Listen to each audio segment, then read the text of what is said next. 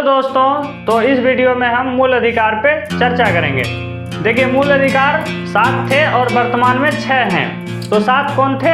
उसमें से एक हट गया है, वो संपत्ति का अधिकार था। तो अभी वर्तमान में 6 है। तो पहला क्या था? समानता का अधिकार, स्वतंत्रता का अधिकार और शोषण के विरुद्ध अधिकार, धार्मिक स्वतंत्रता का अधिकार और सांस्कृतिक का अधिकार और संपत्ति का अधिकार जो था अब नहीं है, और संवैधानिक उपचार का अधिकार। ठीक है, तो उसमें हमने पिछले वीडियो में समानता के अधिकार पे चर्चा किया था, जो कि आर्टिकल 14 से 18 तक था।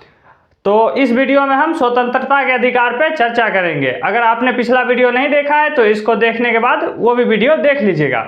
तो देखिए, जो स्वतंत्रता का अधिकार है वो आर्टिकल 19 से 22 तक है। ठीक है, तो उसमें 19 को पहले हम देखते हैं कि इसमें क्या वाक की स्वतंत्रता होती है, व्यक्ति की स्वतंत्रता क्या होती है, चारों ओर भ्रमण करने की स्वतंत्रता क्या होती है, इन सब पे चर्चा है। तो देखिए, आर्टिकल 19 क्या कहता है। आर्टिकल 19 कहता है कि देखिए, स्वतंत्रता का अधिकार, ये पहले इसके अंतर्गत आता है स्वतंत्रता के अधिकार में आर्टिकल 19 से 22 तक। ठीक है, तो इसमें आर्टिकल 19 क्या कहता है कि वाक स्वतंत्रता आदि विषय को कुछ अधिकारों का संरक्षण, मतलब वाक और अभिव्यक्ति की स्वतंत्रता से रिलेटेड कुछ अधिकारों का इसमें उल्लेख है आर्टिकल 19 में। तो आर्टिकल 19 का 1 का सब क्लॉज ए क्या कहता है? आर्टिकल 19 के 1 का सब क्लॉज ए कहता है वाक एवं अभिव्यक्ति की स्वतंत्रता। देखिए, वाक मतलब क्या? हम बोल सकते हैं, किसी चीज पे हम अपना विचार रख सकते हैं, मतलब बोल के विचार रख सकते हैं। ठीक है, और अभिव्यक्ति में क्या है कि हम किसी चीज पे, किसी बात पे या किसी मुद्दे पे कोई फिल्म बना ले या कोई पुस्तक लिख दे, तो ये अभिव्यक्ति है। तो ये हमें संविधान के आर्टिकल 19 के 1 के सब क्लॉज ए में मिलता है। ठीक है, तो वाक एवं अभिव्यक्ति की स्वतंत्रता, इसमें जैसे एग्जाम्पल में देख लीजिए, फिल्म बनाने पर स्वतंत्रता और प्रतिबंध। फिल्मों पर प्रतिबंध न्यायालय नहीं लगाता है, इसके लिए एक सेंसर बोर्ड का गठन किया गया। हालांकि सेंसर बोर्ड के जो निर्णय होते हैं उसको चुनौती दी जा सकती है न्यायालय में। मतलब फिल्म ऐसा होना चाहिए कि जो राष्ट्रीय एकता, देखिए प्रतिबंध कहाँ लगेगा? तार्किक प्रतिबंध, राष्ट्रीय सुरक्षा, भारत की एकता, लोक व्यवस्था या न्यायालय की अवमानना करने पे हो सकता है। जैसे कि हालिया घटना देखा जाए तो जैसे बीबीसी ने एक डॉक्यूमेंट्री बनाया था नरेंद्र मोदी जी पे, तो हमारे राष्ट्रीय एकता के लिए कंसर्न था, चिंता का था कुछ बात, तो उसको सरकार ने क्या कर दिया? बैन कर दिया। तो अगर वही आम जो फिल्में होती हैं, और फिल्मों पर प्रतिबंध ऐसे नहीं लगा दिया जाएगा कि किसी समूह विशेष को अच्छा नहीं लगा या किसी व्यक्ति को अच्छा नहीं लगा रहा है व्यक्ति विशेष को, तो इस आधार पर नहीं फिल्मों पर प्रतिबंध लगाया जाएगा। हालांकि लोक व्यवस्था या राष्ट्रीय एकता, अखंडता, इस पे अगर सवाल उठ रहा है उस मूवी से या फिल्म से, तो उसमें क्या कर सकते हैं? प्रतिबंध लगाया जा सकता है। फिर देखिए, अभिव्यक्ति की स्वतंत्रता एवं मानहानि, इसकी तुलना। देखिए, जैसे अभिव्यक्ति की स्वतंत्रता करते समय हम किसी का मान की हानि ना कर दे। जैसे अभिव्यक्ति की स्वतंत्रता है तो हम किसी को गाली नहीं दे दे, ऐसे नहीं करिएगा कि जैसे अब तो हमें अभिव्यक्ति की स्वतंत्रता है, हम कुछ भी बोल सकते हैं, ऐसा नहीं। किसी की हम मान हानि नहीं कर सकते हैं, वो भी हमें समझाया गया। अगर हम किसी का मान हानि करते हैं अभिव्यक्ति की स्वतंत्रता के दौरान, तो आईपीसी की जो इंडियन पिनल कोड है, इसके 499 क्या है धारा से आपको 2 वर्ष की सजा या कुछ पैसे की जुर्माना भी भरना पड़ सकता है अगर किसी का आप मानहानि करते हैं तो। फिर उसमें है अभिव्यक्ति की स्वतंत्रता एवं देशद्रोह। अभिव्यक्ति की स्वतंत्रता में वही बात है कि आप कुछ ऐसे संगठन ना बना ले या कुछ ऐसी पुस्तक ना लिखे जिससे क्या होता है कि राष्ट्र की एकता और अखंडता पर सवाल उठे। तो ऐसे भी हम कुछ काम नहीं कर सकते हैं। अगर ऐसा करते हैं तो आर्टिकल 124 के सब क्लॉज ए में क्या लिखा गया है कि 3 वर्ष की सजा या आजीवन कारावास भी हो सकती है अगर हम क्या करते हैं? अभिव्यक्ति के दौरान अगर देशद्रोह का चेष्टा करते हैं। ठीक है, तो इसमें हमें सजा भी हो सकती है। फिर इसी में अभिव्यक्ति की स्वतंत्रता में ही प्रेस की स्वतंत्रता है। ठीक है, प्रेस की स्वतंत्रता में कहा गया है कि प्रेस एकदम स्वतंत्र रहेगा, इस पे कोई सरकारी दबाव नहीं रहेगा या इस पे कोई काम का भार नहीं रहेगा कि सरकार बोलेगी इस चीज को प्रमोट करो, इस चीज को डिमोशन करो, इसका प्रमोशन करो, ऐसा कोई दबाव नहीं रहेगा। प्रेस एकदम स्वतंत्र रहेगा। वो किसमें कहा गया? आर्टिकल, ये सब बातें किसमें कही गई है? आर्टिकल 19 के 1 के सब क्लॉज ए में कहा गया है, ठीक है। फिर आर्टिकल 19 के 1 के बी में क्या कहा गया है? सम्मेलन का अधिकार।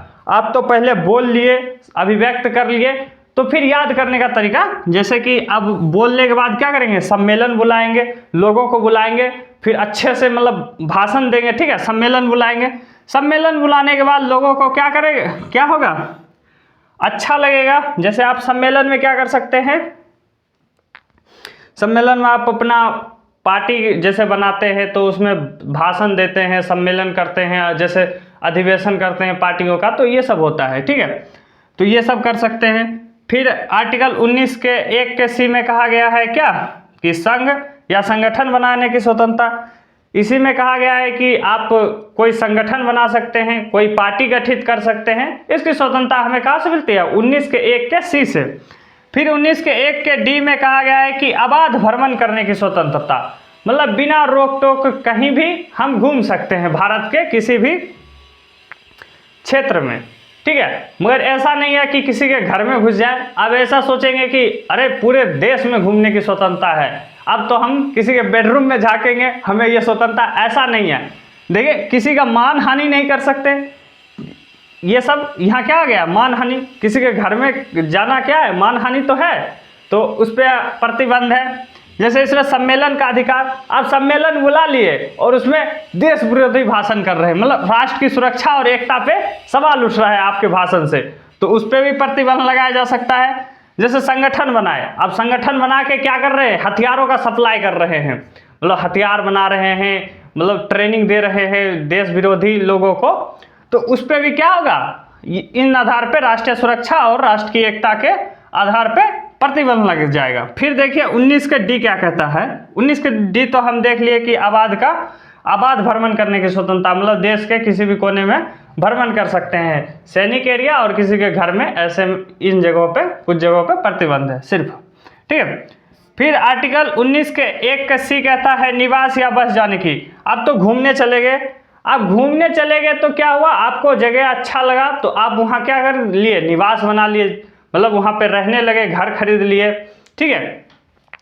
फिर आर्टिकल 19 के 1 के एफ में कहा गया है संपत्ति का अधिकार, जो कि निरस्त हो गया है। आपको संपत्ति का अधिकार नहीं है, संपत्ति का अधिकार मूल अधिकार नहीं है, कानूनी अधिकार है, ठीक है, जो कि 300 के क में है।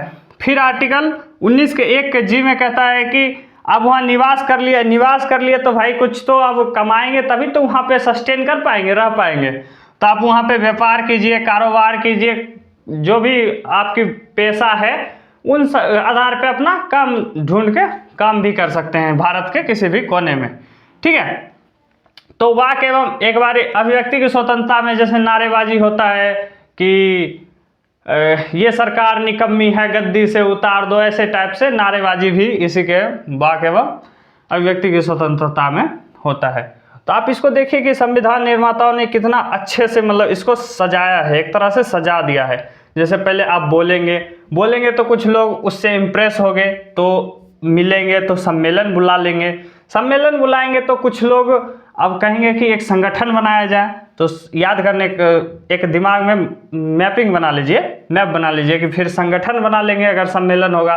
संगठन बना लिए तो संगठन बना के फिर आप घूमने चल दिए, घूमने गए तो जगह अच्छा लगा तो हम क्या कर गए? बस गए, बसे तो वहाँ पे कुछ संपत्ति खरीद लिए, बसने के लिए संपत्ति चाहिए तो हमने कुछ घर और खरीद लिया। अब घर खरीद लिए तो फिर घर को चलाने के लिए पैसे चाहिए, तो उसके लिए व्यापार करने लगे। तो आई होप आपको आर्टिकल 19 समझ में आ गया होगा, ठीक है। और इस पे याद रखिएगा कि तार्किक प्रतिबंध लागू होगा, राष्ट्रीय सुरक्षा, भारत की एकता, लोक व्यवस्था और न्यायालय की अवमानना।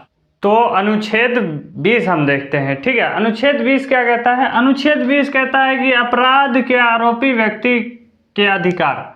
हमारे संविधान निर्माताओं ने क्या किया है?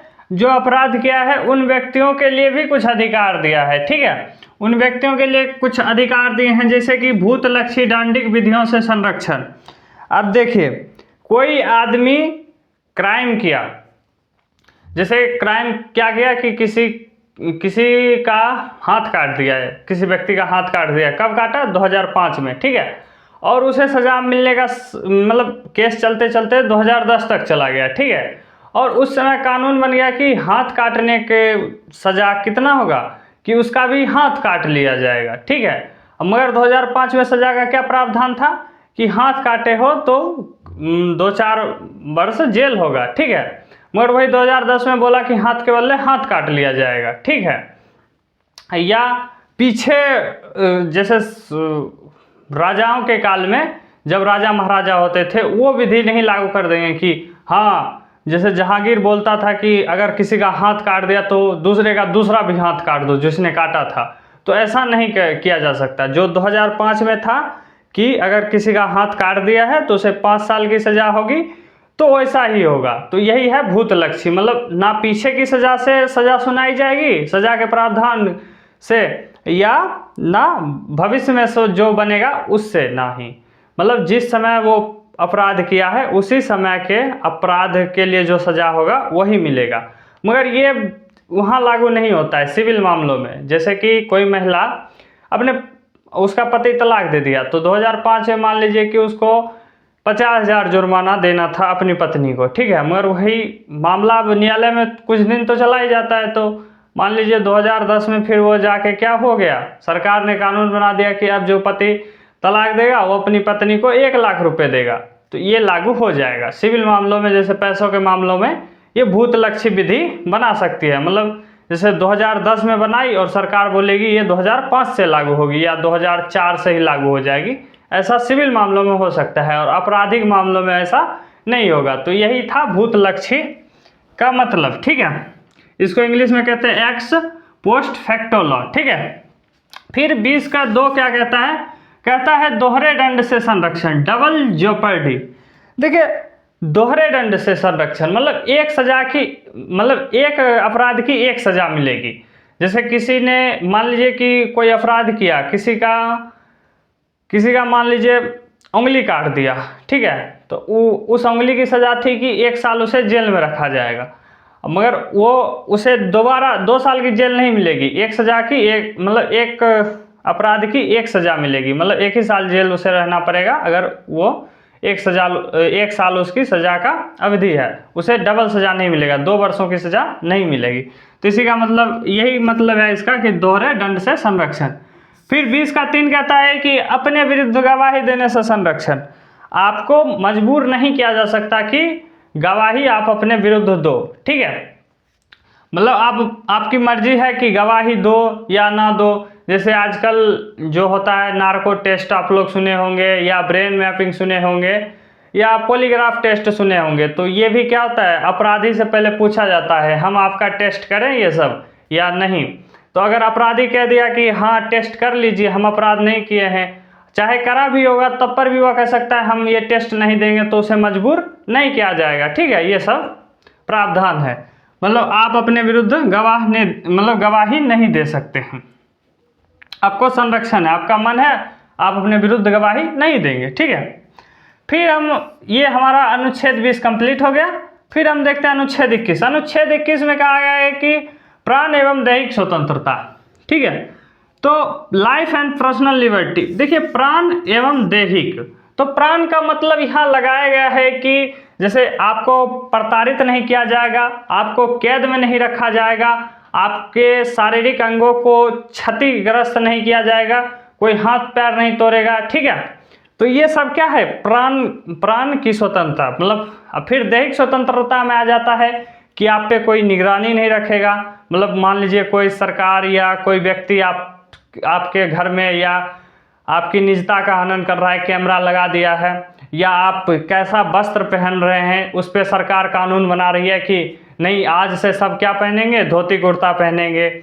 या महिलाएं, जैसे जो लोकतांत्रिक देश नहीं है उसमें, जैसे ईरान में देख लीजिए, सरकार बोलते हैं कि महिलाओं को बुर्का पहनना चाहिए। तो हमारे यहाँ क्या है, दैहिक स्वतंत्रता, हम कोई भी कपड़ा पहने, बिकिनी पहने, आप उर्फी जावेद को देखे होंगे कैसा भी कपड़ा पहनती है, ठीक है। तो वही बात है कि हमें ये दैहिक स्वतंत्रता के अंतर्गत हमें कैसे भी कपड़ा पहनने की आज़ादी है, विदेश भ्रमण की स्वतंत्रता है, ये सब दैहिक स्वतंत्रता में आती है। और प्राण में प्रताड़ित नहीं कर सकते, कैद नहीं कर सकते। फिर अनुच्छेद 21 का क आता है। 21 के क में कहा गया कि प्रारंभिक शिक्षा का अधिकार, मगर ये हमारे मूल संविधान में नहीं था। इसको ना 86वें संविधान संशोधन 2002 में जोड़ा गया, ठीक है। इसमें कहा गया कि 6 वर्ष से 14 वर्ष के बच्चों को जो प्राथमिक शिक्षा होगी वो सरकार मुफ्त मुहैया कराएगी, ठीक है। तो आई होप ये दोनों समझ गए। तो अनुच्छेद 22 देखते हैं, ठीक है। अनुच्छेद 22 में क्या कहा गया है, देखिए। अनुच्छेद 22 में कहा गया है कि गिरफ्तारी और निरोध से संरक्षण का अधिकार। जैसे आपको गिरफ्तार कोई करने जो पुलिस वाला आ रहा है उससे क्या संरक्षण आपको मिलेगा। देखिए, पहला तो 22 के 1 में कहा गया है कि कारण पूछ सकते हो कि मतलब दरोगा साहब या कोई भी इंस्पेक्टर साहब, आप मुझे क्यों गिरफ्तार कर रहे हो, मैंने क्या क्राइम किया है, आप ये पूछ सकते हो। वारंट दिखाने को बोल सकते हो, क्यों गिरफ्तार कर रहे हो, ठीक है। और मनपसंद वकील रख सकते हो, अगर आप गिरफ्तार हो गए हो तो अपने केस लड़ने के लिए मनपसंद वकील रख सकते हो। और गिरफ्तार करने के 24 घंटे के अंदर अंदर आपको न्यायालय में पेश किया जाएगा, ठीक है। अगर उस दिन अगर शनिवार को गिरफ्तार हुए हैं तो संडे काउंट नहीं होगा और 24 घंटे के अंतर्गत आपको पहुंचाया जाएगा न्यायालय, ठीक है। तो न्यायालय मजिस्ट्रेट के सामने पहुंचाया जाएगा। फिर मजिस्ट्रेट क्या करेंगे, उसे जेल में रखेंगे, मतलब न्यायिक हिरासत में रखेंगे, ठीक है। अगर आप फिर पुलिस वाले कहेंगे कि हम इसको ज़्यादा रखना चाहते हैं, मतलब 24 घंटे तो रख लिए, आपके सामने पेश भी कर दिए, मगर अब इसके लिए सबूत केस के लिए जुटाने के लिए इसकी हमें पूछताछ करनी होगी, तो हम रखना चाहते हैं। तो उससे क्या होगा, 24 घंटे से अगर ज़्यादा पुलिस थाने में रखना चाहती है तो मजिस्ट्रेट की अनुमति चाहिए, ठीक है, जिसको हम पुलिस रिमांड भी कहते हैं। जब 24 घंटे के बाद अनुमति लेके पुलिस थाने में लाया जाता है तो उसी को पुलिस रिमांड कहते हैं। उसमें तो आप जानते हैं क्या होता है फिर, ठीक है, पूछताछ नहीं पिटाई होती है, ठीक है, वो भी गंदी तरह से। तो देखो, मजिस्ट्रेट की अनुमति से 24 घंटे से ज़्यादा रख सकता है, मगर 24 घंटे के अंतर्गत उसे न्यायालय पहुंचाना पड़ेगा और मजिस्ट्रेट के सामने प्रस्तुत करना होगा, ठीक है। फिर विदेशी तथा निवारक नज़रबंदी पर नहीं लागू होगा। मतलब ये जो 22 का 1 और 22 का 2 जो है वो विदेशी और निवारक नज़रबंदी पर नहीं लागू होगा। मतलब जो विदेशी नागरिक हैं उन पे 22 का 1 और 2 लागू नहीं होगा, ठीक है। उन्हें 24 घंटे के अंतर्गत न्यायालय नहीं पेश किया जाएगा। या निवारक नज़रबंदी है उसमें तो महीनों रख लेते हैं, 10-10 महीना रख लेते हैं, ठीक है। इसमें कुछ कानून भी बनाए गए हैं, उस पर हम चर्चा करेंगे अभी। तो निवारक नज़रबंदी क्या होती है, जैसे आप क्राइम होने से पहले आपको नज़रबंद कर लिया गया है। मतलब आपको नज़रबंद का मतलब क्या है कि एक घर में आपको रखा गया है, आपको खाना पीना सब कुछ दिया जाएगा, मगर आप उस घर से बाहर नहीं जाएंगे, आपको पुलिस घेरे रखेगी और आप उस घर में रहेंगे। मतलब ऐसा संभावना होती है ना, जैसे कोई कुछ अनहोनी या कोई आंदोलन सरकार भी, मतलब कुछ ऐसे ही कुछ राष्ट्रीय सुरक्षा के लिए जो अच्छा नहीं होगा या लोक व्यवस्था के लिए अच्छा नहीं होगा, अगर आशंका है कि इस व्यक्ति के बाहर रहने से ऐसा हो सकता है। जैसे कि आप देखे होंगे 370 जब हटा था जम्मू कश्मीर से, तब क्या करा गया था, वहाँ के प्रमुख नेताओं को निवारक नज़रबंदी में रखा गया था, ठीक है। तो वो अगर बाहर रहते तो कुछ ना कुछ गड़बड़ होता, इसलिए निवारक नज़रबंदी में रखा गया। उसके लिए ना ही वारंट दिखाना होता है और ना ही 24 घंटे के अंतर्गत न्यायालय ले जाना पड़ता है। तो वही 22 के 3 में कह दिया गया है कि इन लोगों के लिए ये दोनों अनुच्छेद नहीं होगा लागू, ठीक है। फिर इसमें क्या कहा गया कि 6 महीने से ज़्यादा अगर नज़रबंदी के अंतर्गत रखना चाहते हैं तो आपको एक सलाहकार बोर्ड होगा जिसका अध्यक्ष उच्च न्यायालय के जो योग्यता रखने वाले व्यक्ति होंगे, उच्च न्यायालय के न्यायाधीश बनने योग्यता रखने वाले व्यक्ति होंगे, मतलब उनके योग्यता के बराबर व्यक्ति जो होंगे वो उस सलाहकार बोर्ड की अध्यक्षता करेंगे। अगर वो कहते हैं कि 6 महीने से ज़्यादा रख सकते हो तो फिर उसे निवारक नज़रबंदी में 6 महीने से ज़्यादा रखा जा सकता है। अब देखिए, निवारक नज़रबंदी पे कानून कौन कौन बना सकता है। राज्य के विधानमंडल भी बना सकते हैं और संघ के लिए संसद भी बना सकते हैं। तो इस पे बहुत सारे कानून बने और निरस्त भी हुए हैं, उसमें देख लीजिए। जैसे देखिए, शुरू में पहले शुरुआत में बना था कि निवारक निरोध अधिनियम 1950, जिसमें क्या कहा गया था कि 10 महीने तक बिना रोक टोक आपको नज़रबंदी में रखा जा सकता है सलाहकार बोर्ड के बिना अनुमति के। ठीक है, 10 महीने के बाद ही सलाहकार बोर्ड अगर ज़्यादा रखना चाहती है तो फिर सलाहकार बोर्ड से आप अनुमति लेकर रखिए। तो इसे क्या करा गया, निरस्त कर दिया गया। और इसी का अपडेटेड वर्जन लाया गया आंतरिक सुरक्षा कानून, जिसको आप मीसा के नाम से जानते हैं, जिसको इंग्लिश में कहते हैं maintenance of internal security act. ठीक है, मीसा।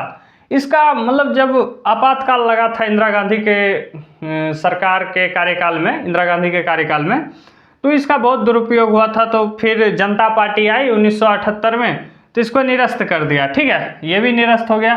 फिर रासुका आया। ठीक है, इसका फुल फॉर्म होता है राष्ट्रीय सुरक्षा कानून। ये 1980 में आया। इसमें भी वही सब बातें थी नज़रबंदी की, इसे भी निरस्त कर दिया गया। फिर पोटा आया। ठीक है, पोटा है कि प्रिवेंशन ऑफ टेररिज्म एक्ट। ठीक है, तो पोटा का फुल फॉर्म होता है प्रिवेंशन ऑफ टेररिज्म एक्ट। ये 2002 में आया, इसको भी निरस्त कर दिया। ठीक है, फिर एक और कानून बनाया संसद ने। ये कानून जो था ना, ये 1967 में ही बनना था। ठीक है, मगर उसको क्या करा गया 2008 में कुछ उसमें अपडेट किया गया, और पोटा के ज़्यादातर इसमें आपको उसी के धाराएं इसमें हैं, मगर पोटा और ये गैर कानूनी गतिविधि निवारण अधिनियम को क्या किया गया 2008 में लागू किया गया, जो अभी निवारक नज़रबंदी में ये कानून लागू होता है। ये सब अब निरस्त हो गया है। ठीक है, सिर्फ अब ये अभी वर्किंग है। ठीक है, गैर कानूनी निवारण अधिनियम 2008। ठीक है, तो आई होप आपको स्वतंत्रता के अधिकार समझ में आ गए होंगे। अगले वीडियो में हम फिर शोषण के विरुद्ध अधिकार और भी मूल अधिकार के जो पार्ट है उस पर चर्चा करेंगे। आपको अगर वीडियो पसंद आया होगा तो दोस्तों के साथ शेयर कर दीजिए और लाइक कर दीजिए। ठीक है, और कोई क्वेरी होगी तो कमेंट सेक्शन में बताना ना भूलिए। जय हिंद।